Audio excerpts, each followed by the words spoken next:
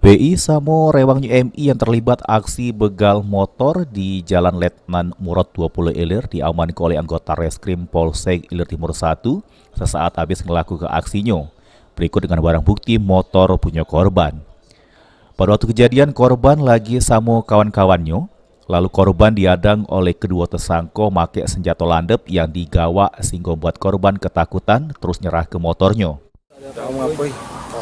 Terus Ngambil motor, weh. korban waktu itu lagi ngapain? Korban lagi ngumpul juga. Terus kamu hadang, Tidak langsung kami stop ya, kamu stopin, kamu ancam menggunakan apa? sulit. Sulit. Mau celurit. Celurit itu dikalungkan di leher korban. Jadi Langsung weh ngambil motor, weh, langsung. Beruntung dari hasil koordinasi yang gancang dengan polisi, kedua tersangka berhasil diamankan ke polisi.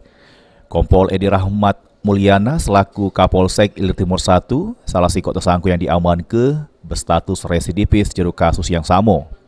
Untuk sementara, kedua tersangka baru sekali melakukan aksi begal, namun polisi menduga kedua tersangka ini sudah menemukan melakukan aksinya di Kota Palembang, khususnya pada dalu minggu.